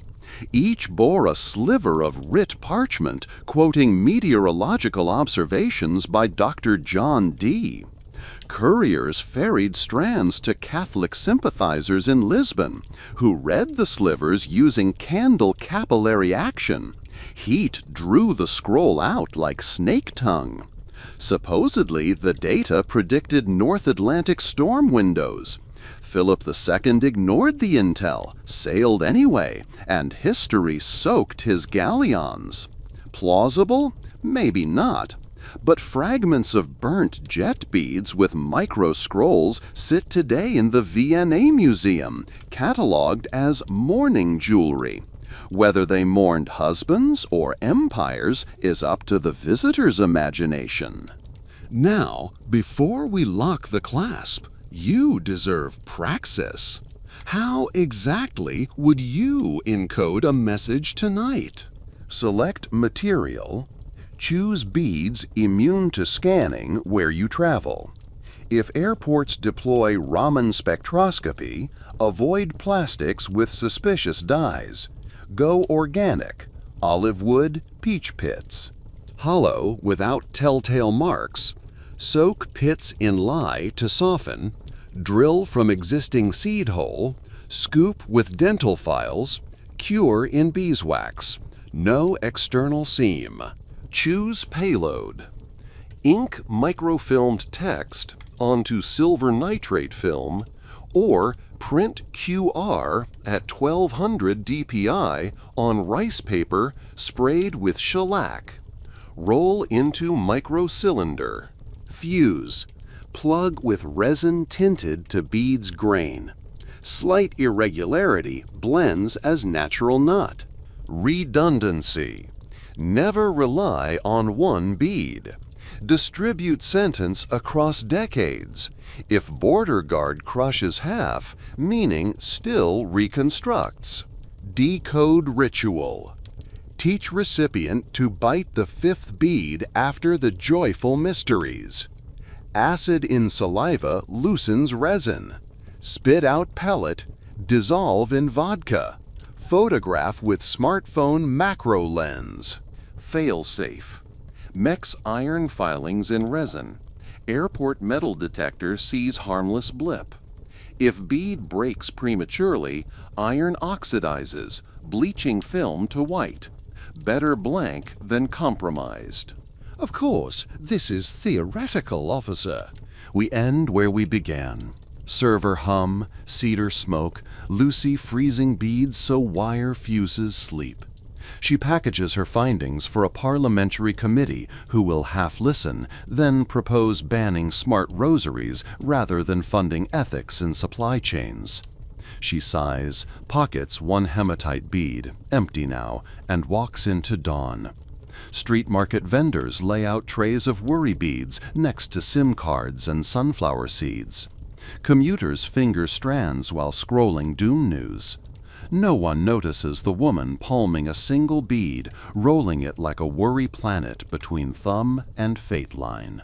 You may ask, what's the moral of 7 nights spent tracing secrets through orbs and chords? It's this. Humans are narrative engines inside fragile skins. Give us repetition, and we'll hang worlds upon it. Prayer beads lull the guard at the city gate of consciousness, letting stories slip past that would otherwise raise alarms. Inquisitors, customs, firewalls, their vigilance is finite. The loop is infinite. So the next time you spot a grandparent murmuring over beads on a bus, remember, they might be counting offenses forgiven, or they might be indexing a revolution. Maybe both. Holiness and heresy often share a wrist. And here, dear listener, our strand runs out. The final click echoes softly, a cough of polished stone settling into place. You're left holding the complete loop. 6 prior revolutions plus this last embrace. Feel its weight. History's hush. Espionage's heartbeat. Faith's flutter, all braided together. Whether you tuck it in a drawer or swing it like David's sling is your choice. Lights are dimming. Servers idle. The desert wind outside your window. Yes, it reaches everywhere eventually. Rattles something small against the sill. Maybe a pebble thrown by a kid. Maybe a carrier of names waiting for you to remember. Either way, may your vigil be sharp, your mercy sharper, and your every repetition a chance to smuggle truth through the checkpoints of despair.